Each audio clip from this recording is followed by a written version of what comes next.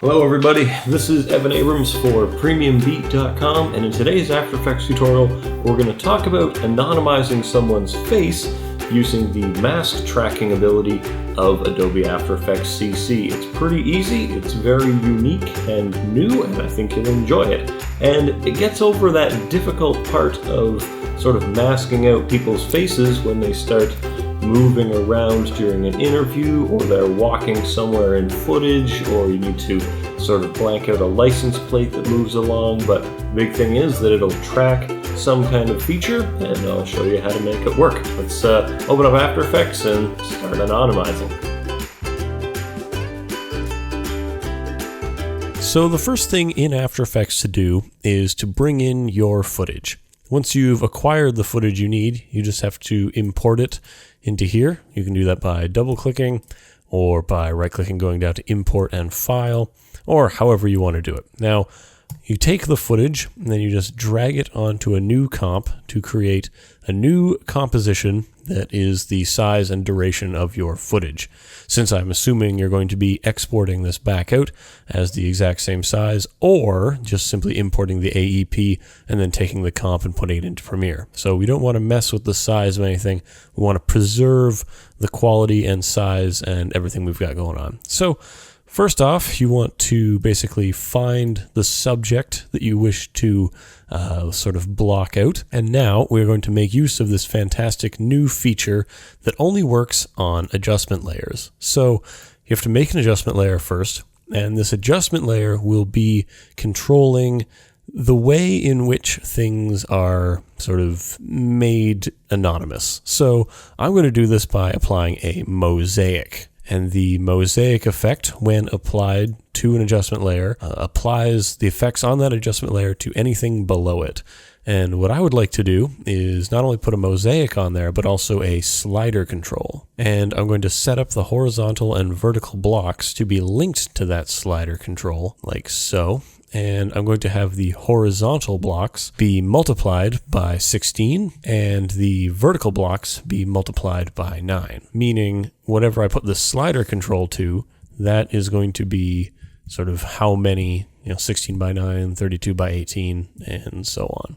So this allows me to ensure that they are squares and that they can be as square as I would like. And I can do this by smaller increments if I would like, but once you've reached the level of anonymity you're looking for me I went with like a 4, just so you can, sort of tell that there's a person there and you can tell they have hair. But I mean, if you want to go all the way, you could put this down to 0, or if you want to get really extreme, just take this and type in fill, and you could just put a fill of a full color over this whole thing, however you would like. But, I prefer the mosaic just because it looks cool. So I'm going to poke the eye out here, and what I need to do now is basically draw a mask around what I would like to be removing. In this case, it is my face. I mean, don't have too many hard feelings towards my face, but in this case, it's what we need to remove. So I'm just going to expand this so that it takes up my entire face area. So that seems about right.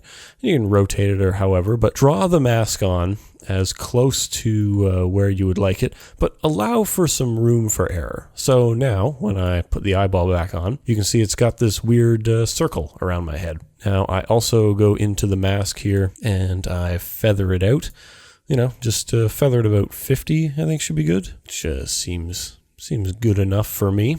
And now the big part is we're going to let the computer use the new feature of Adobe CC to track this mask. And that's going to pull up the tracker over here. And it's not quite integrated with all the other tools, so it's a little bit special still. And you can have it track the position and rotation, position, scale, and rotation, position, scale, rotation, and skew, or perspective, depending on how long you want this to take and how exact you want this to try to follow your subject. Usually position, scale, and rotation is fine, but if you have a lot of moving towards and away from the camera, then you'll probably want something like perspective, or also to put the skew in there. But I'm just going to use position and rotation because I know I only move my head left to right and I rotate it a bit. So now you just click moving ahead, and it will begin attempting to solve every frame. I'm just going to let this go for a little bit and sort of explain to you what it's doing. It's going to analyze what's inside this mask and attempt to keep the mask on those pixels. So I'm just going to stop what we're doing and we'll see what we've created.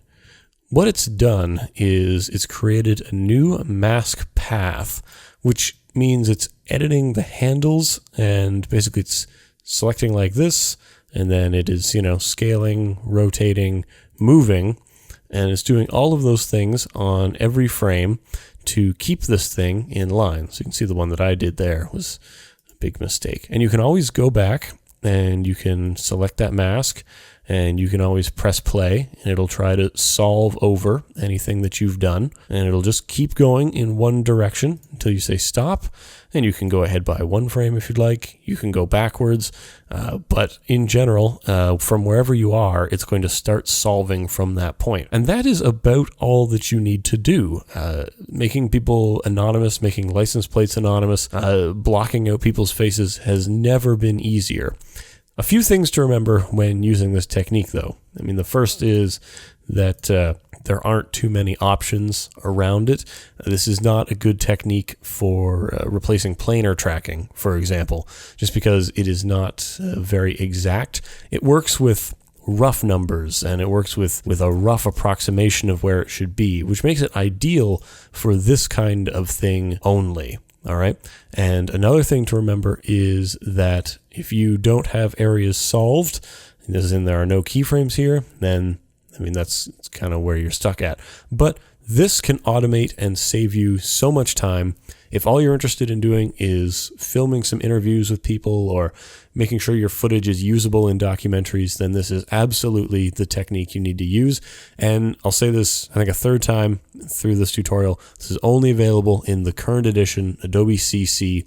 It only works when you put masks on adjustment layers, and that mask is reading all the information below the adjustment layer when it is figuring out where that mask needs to be. So hopefully this is helpful and you don't lean too heavily on this technique, but if you need it, it's here for you, and it is an amazing tool that I think was definitely overlooked when there was a lot of buzz about the Adobe CC update. Check out Premium Beat for high quality music and sound effects for your projects. If you are making documentaries, you should definitely grab some soundtracks there. In this case, maybe some creepy, behind the scenes secret agent music because you're interviewing clandestine people. If you want to see more tips, tricks, and tutorials from myself and other industry experts in After Effects and other applications, then you should definitely check out the Premium Beat blog. There are awesome tutorials on there, and a lot of the people who aren't me do great things. If you want to see more of my stuff on Premium Beat, though, check me out in the authors section. If you want to see my tutorials and things outside of Premium Beat, then check out evanabrams.com or hit me up on Twitter at ECAbrams, or head over to my YouTube channel. It's EC Abrams on the YouTube, and I'm told it's pretty good. Anyway, this has been Evan Abrams. Thank you so much for watching. Subscribe to Premium Beat in all of its channels on Vimeo, on YouTube, and check back here on the site for updates. And I'll see you around the internet. Thank you so much again, and have a nice day.